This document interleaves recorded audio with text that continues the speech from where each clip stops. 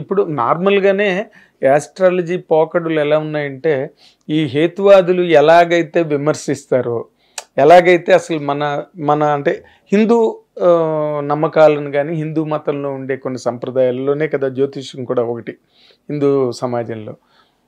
వాటిని వాళ్ళు ఏ విధంగా అయితే ప్రశ్నించి వాటిని ఎలాగైతే ఎదిరిస్తారో దానికి తగ్గట్టుగానే ఇప్పుడు ఈ జ్యోతిష పండితులు తాలూకా ప్రవచనాలు కానివ్వండి, లేకపోతే వ్యాఖ్యానాలు, విశ్లేషణలు ఏమైనా కావచ్చు, అవన్నీ కూడా అలాగే ఉంటున్నాయండి. ఎందుకంటే ఎవరైనా ఇప్పుడు నార్మల్గా ఒక చిన్న పాప పుట్టినప్పుడు, పాప బాబో పుట్టినప్పుడు వెంటనే జాతకం అయ్యారుగా, టైం ఏదో తీసుకుంటారు కదండి. వెంటనే పుట్టిన వెంటనే 11 రోజులు మాట్లాడద్దు అంటారు కదా. బట్ వేణుస్వామి గారు వెంటనే వచ్చి చిరంజీవి గారి మనోరాల గురించి, క్లింకార గురించి వెంటనే మాట్లాడారు. నేను అనుకున్నాను ఇదేంటి, ఇది శాస్త్ర విరుద్ధం కదా, ఇలా చెప్పకూడదు కదా. మీరు ఖాళీ ఉంచట్లేదు, ఆయన కూడా అత్యుత్సాహం అనుకోవచ్చు ఒక రకంగా చెప్పాలంటే. ఇంకోటండి, ఇప్పుడు దేశకాల పరిస్థితుల ప్రకారం అంత టైము ఇవ్వట్లేదు. ఇంకొకటి, ఈ జ్యోతిష్యం పరంగా చూసుకుంటే నాకంటే మీకు ఎక్కువ తెలుసుండొచ్చు.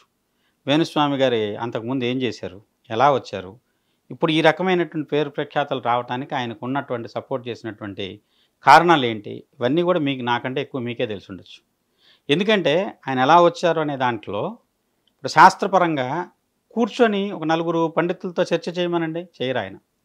నాకేంటి ఇది అవసరం లేదు అంటే, ఒకటి ప్రతి వ్యక్తికి ఒక టైం నడుస్తుంది. కరెక్ట్. ఆ వ్యక్తి టైం నడిచేటప్పుడు కొన్ని తప్పులు కూడా ఉప్పులైపోతాయి, ఓవర్లాప్ అయిపోయి. ఇప్పుడు మీరు ఉన్నారు, ఇవాళ మాట్లాడింది మీరు మాట్లాడుతున్నారు. 2014లో మీరు ఎందుకు మాట్లాడలేదు? 2014లో జగన్ ముఖ్యమంత్రి అవుతాడు అన్నప్పుడు ఆ క్వశ్చన్ ఎందుకు వేయలేదు ఆ రోజున? అవునండి. 19లో అయ్యాడు, 24లో అవుతాడంటున్నారు.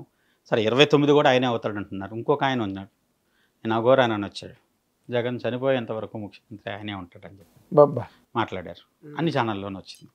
ఇవన్నీ ఏంటంటే వాళ్ళు చెప్పేదానికి మాకు ఇంతే, మేము ఇలానే చెప్తాం, ఎందుకంటే మాకు భగవంతుడు మాతో మాట్లాడి చెప్తాడు అన్నట్టు చెప్తున్నారు. నిజమైతే అయ్యుండొచ్చాం, నేను కాదన్న కానివ్వండి. కానీ అంత గొప్ప వ్యక్తులైనటువంటి వ్యక్తులు నిజంగా ఒక వ్యక్తిని ప్రమోట్ చేయడానికి తీసుకునే బాధ్యత, సమాజాన్ని అభివృద్ధి చేయడానికి తీసుకుంటే కొన్ని కోట్ల మందికి ఉపయోగపడుతుందిగా. ఉపయోగపడే శాస్త్రం కదా ఇది, ఆస్ట్రోలాజికల్ అంటారు కదా. మీరు ఇందాక చెప్పిన మాట కరెక్ట్, సూచిస్తుంది అది. దాన్ని బట్టి మన నడవడికను, మన మార్గాలను, లేకపోతే మన తాలూకా ప్రయత్నాలను వాటిని కరెక్ట్గా ఛానలైజ్ చేసుకోవడమో లేకపోతే ప్రోగ్రామింగ్ చేసుకోవడానికి ఉపయోగపడుతుంది అది. జ్యోతిశాస్త్రం పుట్టిన ఉద్దేశమేనండి. ఇవాళ మహాశివరాత్రి అంటున్నారు, ఒకే రోజు ఒకే మహాశివరాత్రి త్రయోదశితో కూడుకొని వచ్చింది, అమావాస్యతో కూడుకొని ఉంది. ఒకరోజు రాత్రి 11కి స్టార్ట్ అయింది, తర్వాత రోజు 12:30 వరకు ఉంది. 2 రాత్రులు అర్ధరాత్రి సమయంలో మహాశివరాత్రి గడియల్లో, ఏదైతే శివరాత్రి గడియలోనే ఆ గడియల్లో మహాశివరాత్రి చతుర్దశే ఉంది. ఏ రోజు మహాశివరాత్రి నిర్ణయించడం కోసం జ్యోతిశాస్త్రం ఉపయోగపడుతుంది కాలాన్ని. ఇప్పుడు మీరు మమ్మల్ని ఇన్ని ప్రశ్నలు వేస్తున్నారు, ఓకే, మేము పుక్కిడి పురాణాలు లాంటి అబద్ధాలు చెప్పి బతుకుతున్నాం. ఇదే పరిస్థితుల్లో ఇంగ్లీష్ క్యాలెండర్ని మీరు ఎందుకు ప్రశ్నించలేకపోతున్నారు? జనవరి అంటే ఏంటి, ఫిబ్రవరి అంటే ఏంటి, ఫిబ్రవరిలో 28 రోజులు ఎందుకే ఉన్నాయి, మార్చ్ అంటే ఏంటి, ఏప్రిల్ అంటే ఏంటి, మే, జూన్, జూలై, ఆగస్టు రెండింటికి వచ్చేసి 31 రోజులు ఎందుకు పెట్టారు? జూలియస్ సీజర్కి పేరుతో జూలై పెట్టి 31 రోజులు పెట్టి, అగస్టిన్ ఆయనంత యోధుడు కాబట్టి ఆయన కోసం 31 రోజులని, అది ఫులిష్గా అనిపించట్లేదా మీకు క్యాలెండర్? మరి దాన్ని ఎందుకు ఫాలో అవుతున్నారు ఇప్పటికీ?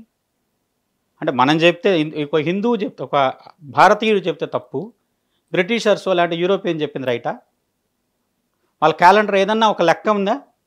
ఇవాళ ఆదివారం తర్వాత సోమవారం అంటారు, నేను లెక్కేసి చూపెట్టగలుగుతా. సూర్యోదయం నుంచి 25వ హోర ఏదైతే ఆ హోరాధిపతి ఆ వారాధిపతి అవుతాడు. ఆదివారం తర్వాత సోమవారం ఎందుకు రావాలి, వాళ్ళని లెక్కేసి చెప్పమనండి.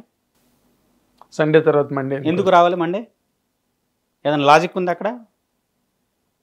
నక్షత్రం ఉంది, 24 గంటలు ఉంటుంది ఒక నక్షత్రం.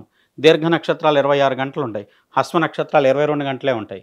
ఈ నక్షత్ర గణన దాంట్లో త్యాజ్యం ఏదంటే వర్జ్యం అంటున్నాం అదేంటి, ఓ రాహుకాలం ఏంటి, ప్రతి దానికి ఒక గణితం ఉంది.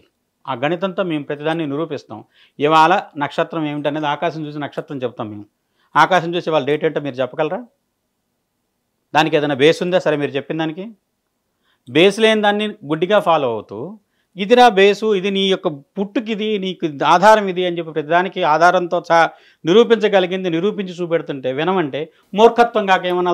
కాదు అయ్యా, మీరు ఇప్పుడు ఏమవుతున్నదంటే ఇందాక నేను అన్నమాటే, ఇప్పుడు ఈ హిందూ సంప్రదాయంలో ఉండే జ్యోతిష శాస్త్రం ఏదైతే ఉందో అది చాలా గొప్పది, వెలకట్టలేనిది. దానికి ఒక బేస్ ఉన్నది, మహానుభావులు కనిపెట్టారు. యాస్ట్రానమీలు గట్ట టెలిస్కోపులు లేని రోజుల్లోనే అన్ని కనుక్కుని ఈ సైన్స్ని డెవలప్ చేశారు కదా మన యాన్సిస్టర్స్ అందరూ, ఆర్యభట్టారకుడు, వరాహమిహిరుడు ఇలాంటి వాళ్ళందరూ. బట్ రాను రాను ఇందాక నుంచి మీరు చెప్తున్నట్టుగానే మాట తప్పం, మేము ప్రతి ఎన్నికల్లోని ఇతనే ముఖ్యమంత్రి అని మాట్లాడుతున్నప్పుడు అవన్నీ హాస్యాస్పదంగా ఉండి వీళ్ళు ఎంతకు అమ్ముడుపోయారు, ఎంతకి కొనుక్కోబడ్డారు, ఎవరికెవరు ప్రతి పార్టీ ఆఫీసులోని ఉగాది నాడు పంచాంగ శ్రవణం వాళ్ళకే అద్భుతంగా ఉంటుంది, వాళ్ళే ఇంకా ఎత్తిరిల్లి వాళ్ళే చాలా గొప్పగా ఇలాంటి మాట్లాడుతుంటే మరి జ్యోతిష శాస్త్రం మీద నమ్మకం పోదా అండి? నమ్మకం పోదా అంటే ఇప్పుడు అందరూ తక్కువలు ఇప్పుడు మమ్మల్ని తప్పు పడుతున్నారు ఎవరైతే జ్యోతిష్యం చెప్పేవాళ్ళను, మీరు కూడా వాళ్ళని ఒకసారి తప్పు చేశారు, ఫలితం తప్పు వచ్చింది, దానికి ఏదన్నా వచ్చేసి అలాంటి ఉద్దేశం ఉందా లేదా అనేది తెలుసుకునే ప్రయత్నం చేసి దాన్ని బయటపెట్టే ప్రయత్నం, లేకుంటే వచ్చేసి దాన్ని ఆ వ్యక్తి కానీ ఇలాంటి సొంత అయినటువంటి ఆలోచనలతో శాస్త్రాన్ని వాడుకునే వ్యక్తుల్ని కొంచెం దూరం పెట్టే, సమాజానికి దూరంగా ఉంచే విధంగా మీరు కూడా ప్రయత్నం చేస్తే కొంత ఉపయోగం ఉండొచ్చేమో. ఇంకొకటి ఇందాక మీరు అన్నారు దీంట్లోనే వచ్చేసి దీనికి క్యాలిక్యులేషన్, ఇది ఏదైనా సరే భవనం పునాది లేకుండా నిలబడుతుందా? నిలబడదు. ఇవాళ సమాజం సైన్స్ అది, ఇవాళ పునాది లేని సమాజం. ఎందుకంటే ఏది బేస్తో మాట్లాడలే ఎవరు, జ్యోతిష్యులు కావచ్చు, వేరే ఇంకెవరన్నా కావచ్చు, ఏది వాళ్ళకి ఏం బేస్ ఏం అక్కర్లేదు, వాళ్ళకి వినే వాళ్ళకి కూడా అవసరం లేదు, మీడియాకు కూడా అవసరం లేదు. వీళ్ళకి కావాల్సింది ఏంటంటే ఏదో ఒకటి ఆ సమయానికి కొంచెం క్రేజీగా ఉండాలి, నలుగురికి ఏదో రకంగా అట్రాక్టివ్ సబ్జెక్ట్ని మనం వాళ్ళకి పంపిణీ చేయాలి, సంచలనం ఏదో ఒకటి ప్రతిదీ ఒక ట్రెండింగ్గా క్రియేట్ చేయాలి. దానికి ఏమిటి, ఒక్కొక్కడు ఒక్కొక్క రకమైన దాన్ని సబ్జెక్ట్ని ఆసరా చేసుకొని మాట్లాడుతున్నారు. మాట్లాడే దాంట్లో కనీసం ఇప్పుడు మీలాగా కొంత జ్యోతిష పరిజ్ఞానం ఉన్న వాళ్ళు మాట్లాడుతున్నప్పుడు వాళ్ళు సాధ్యమైనంత వరకు రాకుండానే అవాయిడ్ చేస్తారు. ఓ జ్యోతిష పరిజ్ఞానం ఉన్నవాడు ఎదుర్కొంటూ అసలు మాట్లాడరాళ్ళు. ఎందుకంటే మీకు చెప్పాల్సిన అవసరం లేదు, నా దగ్గరికి ఆల్రెడీ ఇన్ని వేల మంది ఇంత వేలు ఇచ్చుకుంటూ దగ్గరకు వస్తున్నారని మాట్లాడతారు. అవునండి. ఇప్పుడు వేణుస్వామి గారే ఉన్నారు, సినిమా ఇండస్ట్రీలో చాలామంది హీరోయిన్లు, చాలామంది ఆయన దగ్గరికి పూజలు, హోమాలు, పునస్కారాలు అన్నీ చేసుకుంటున్నప్పుడు ఆయన డైరెక్ట్గా నేను నాన్ వెజ్ కూడా తింటాను, లాంటి ఇలా చేస్తాను. దీంట్లో ఇక్కడండి పూజలో నాన్ వెజ్ తినకూడదని ఎక్కడా లేదు. యాజ్ఞవల్క శాఖ ప్రకారం యాజ్ఞవల్కుడికి తైత్తరీయ పక్షుల మాంసంతో అన్నప్రాసన చేసేటప్పుడు కూడా తైత్తరీయ పక్షుల మాంసంతో అన్నప్రాసన చేయమని కూడా ఉంది వేదకాలంలో. ఎందుకు అంటే యాజ్ఞవల్క మహర్షి గురుదక్షిణ కింద తను నేర్చుకున్న విద్యను మొత్తాన్ని వామి ద్వారా చేసుకుంటే ఆ వామితిని తైత్తరీయ పక్షులు తిన్నాయట, అందుకని తైత్తరీయ శాఖ అని పేరు దాని ప్రకారం. అయితే 3-4 రకాలు ఉన్నాయి ఈ వామాచారం పూజా విధానంలో. పంచమకారాలతో చేసేది వామాచారం, ఇంకొకటి వచ్చేసేసి దక్షిణాచారం, తర్వాత కౌలాచారం, సమయాచారం, ఇలా ఉన్నాయి. దీంట్లో దక్షిణాచారం కొంచెం ఆలస్యమైన మనకు పురుషార్థ సాధనలో దానికి అందరూ కూడా అనుసరించదగింది. మీరు గమనిస్తే ఆదిశంకరులు కూడా మన యొక్క వేద సంబంధించిన దాంట్లో నిర్ణయించిన జీవన విధానంలో లలితా సహస్రనామానికి భాష్యం ఆయన రాయనివ్వలేదు. ఏమిటంటే అది కౌల సాంప్రదాయం సంబంధించిన విద్య. ఆయన కాదని లేదు కానీ అది కౌల సాంప్రదాయం, కౌలాచార దాంట్లో కౌలం అనే మాట చాలా సందర్భాల్లో వస్తాయి. విష్ణు సహస్రనామానికి భాష్యం రాశాడు. విష్ణు సహస్రనామానికి భాష్యం ఏంటంటే అది ఏంటంటే వేదాచారం ప్రకారం వేదవ్యాసుడు ప్రోక్తమైనటువంటి గ్రంథంలోంది భీష్ముడి ముఖంగా వచ్చినటువంటిది కింద దానికి భాష్యం రాసి దాని గురించి ఆయన చాలా ప్రచారం చేసి దాని గురించి విష్ణు సహస్రనామం అంటే నీకు చివరికి ఏంటంటే ఏం కావాలి పురుషార్థంలో మోక్షం, ఆ మోక్షానికి ఏమిటి ధర్మ అర్థ కామ మోక్షాలు ఏ విధంగా సాధించాలి, అలానే ఒక రాజు ఏ విధంగా పరిపాలన చేయాలి, ఒక పరిపాలనించేటువంటి వ్యక్తి రాజ్యంలో తను ఏ విధంగా బాధ్యత మెలగాలి, ఇలా చాలా రకాలైనటువంటి విశ్లేషణలు ఆయన చేశాడు. అది ఒక నిర్దిష్టమైన జీవితం గడపాల్సిన అనుకున్నోడికి అవసరం. ఎలాగలో బతికేద్దాం గొప్పగా నేనున్నాను అనుకుంటే తనకు తాను సంబంధించిన సొసైటీ కానీ ఇవేమీ నాకు ప్రామాణికం కాదు, నాకు నేనే ప్రామాణికం అనుకున్నోడికి ఇవేం అవసరం లేదు. ఎంత సంపాదించాము లేదంటే ఏ రకంగా నేనున్నాను అనేదే ప్రామాణికం. అలాంటి వాళ్ళ గురించి మనం మాట్లాడుకోవటం లాంటి వచ్చేసి ఒకటి మనం విశ్లేషణ చేస్తే మనకి ఒక రకంగా తక్కువ చేసుకున్నట్లు లాంటి వచ్చేసి అనవసరమైన దాంట్లో మనం తలదూర్చినట్టు. అదే ఇప్పుడు సమాజంగా దీనికి ఇది అవసరం, ఈ సమయంలో ఈ రకాలైన ఇబ్బందులు ఉన్నాయి. ఎందుకంటే ఏ వ్యక్తివైనా ప్రెడిక్షన్స్ పోవని నేను అన్నాను. ఎందుకంటే మనం దాన్ని ఎక్కడో ఒక చోట, ఎందుకంటే ఇన్ని రకాల భావనలు ఉన్నాయి. కేవలం 9 గ్రహాలు 12 రాసులు 27 నక్షత్రాల ఆధారం చేసుకొని మనం ఫలితాలు చెప్పాలి. ఆ సమయంలో మనకు స్ఫురించడానికి కూడా ఏదో శక్తి ప్రేరేపించాలి. ఆ ప్రేరేపించే శక్తిని మీరు ఒక రకమైనటువంటి దైవిక శక్తిని ఆరాధిస్తే ఆ దైవిక శక్తి ప్రేరేపించే సమాజ హితం కోసం ఉపయోగపడుతుంది. అలానే ఈ క్షుద్ర పూజల్లోనూ లేకుంటే ఒక రకమైనటువంటి వామాచారం, ఒక రకమైనటువంటి కౌలాచారంలో చేసేటువంటి పూజా విధానాల వల్ల అది ఒక చోట రావణాసురుడు కూడా గొప్ప శివభక్తుడే, కానీ పతనమయ్యాడు. కారణం ఏమిటి? ఎక్కడో తప్పుదారిలోకి తీసుకెళ్ళింది. శివభక్తులు ఆయన శంకిస్తామా? ఆయన పూజను తప్పుపడతామా? వాళ్ళు చేసే మహాన్యాసం మొత్తం రావణాసురుడు చెప్పిందే మనకి.